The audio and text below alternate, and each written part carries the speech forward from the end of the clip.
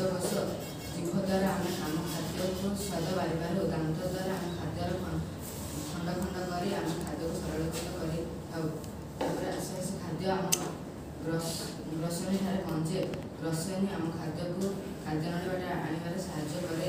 खाद्य नली आसी खाद्य पाकस्थली पहुँचे। पाकस्थली आम अच्छे पाचक पित्तरस और लवणाम्ल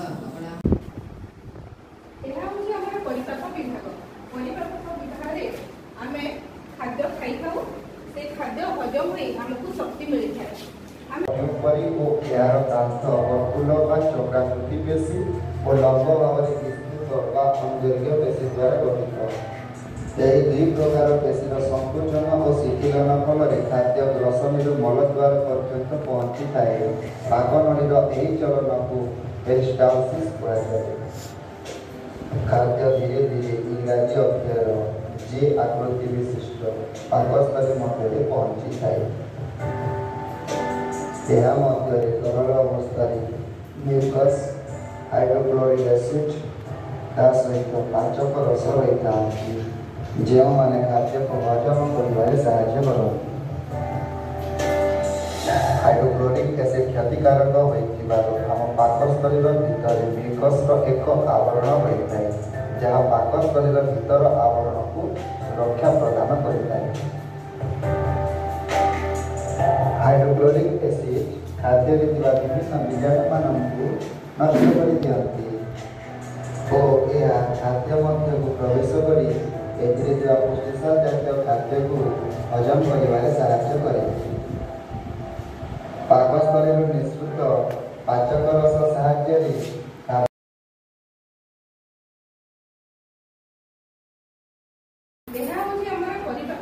परिपाक विभाग में खाद्य हजम हो आमको शक्ति मिलता है।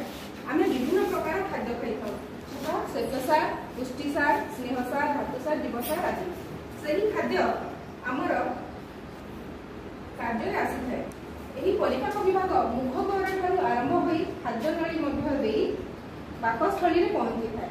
पाकस्थली पुणी क्षुद्रांत बृहदंत दे जाए एवं शेष मलद्वार दे बाहरी थाए। यह मंजी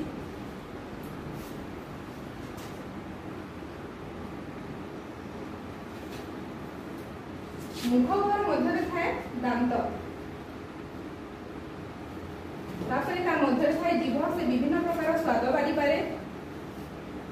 जीभर तले थाए लाल ग्रंथि। लाल ग्रंथि लाल बाहरी आमर श्वेतसार जातीय खाद्य प्रस्तुत करे। पुणी धीरे धीरे खाद्य नली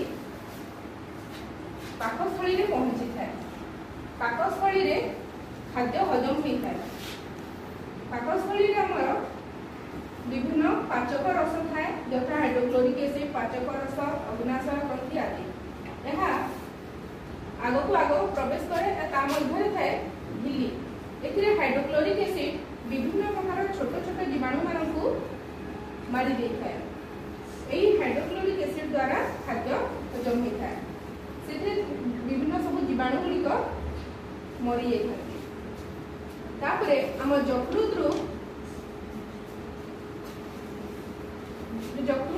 जकृत पित्त रस बाहरी थाए जहाँ खाद्य हजम होबार साहाय्य करता है। अग्नाशय ग्रंथि पाचक रस बाहरी थाए। हजम अधा हजम भांगी जाता खाद्य पुणी क्षुद्रांत को पहुँची थाए। क्षुद्रांतर मध्य भीतर पटे भिल्ली आंगुठी भाया जिनस था भिल्ली जहाँ कि खाद्य को अवशोषण करें।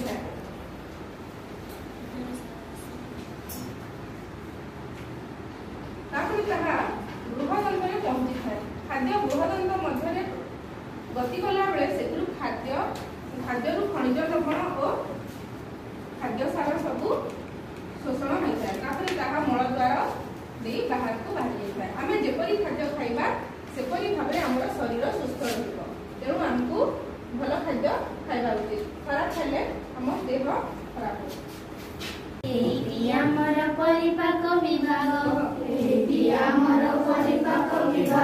खाद्य सार होइछि पांच भाग। खाद्य सार होइछि पांच भाग। श्वेत पुष्टि स्नेह धातु और जीव सार। श्वेत पुष्टि धातु और जीव सार। आमे खाऊ ए सबु पोषक आहार आमे खाऊ ए सबु पोषक आहार परिपाक विभाग आरंभरे मुख गहर परिपाक विभाग आरंभरे मुख गहर ता भितरे लाल हजम करे श्वेत सार ता भितरे लाल हजम करे श्वेत सार जीव बाछि दिए खटा मिठा पिता कसा जीव बाछि दिए खटा मिठा कसा बत्तीस दांत तहिरे होइछि बसा खाद्य प्रथमे आमे मुखगहर बाटू खाद्य ग्रहण करथाउ मुखगहर थाए जीभ दांत और लाल ग्रंथि जीभ स्वाद बारी थाए और दांत पाखकू खाद्य पहुंचाए और दांत ताकू छोट छोट खंड करे और मुखगहर अच्छे लाल ग्रंथि से बाहर लाल श्वेतसार जातीय खाद्य को हजम करे तापर आसे एठी होची अधिजुआ से खाद्य नली बाटे खाद्य आसुथिला बेले श्वसन को बंद रखे तापर खाद्य नली बाटे खाद्य आसे आसी पाकस्थली को पहुंचे पाकस्थली थाए पाचक रस एवं लवणाम्ल पाचक रस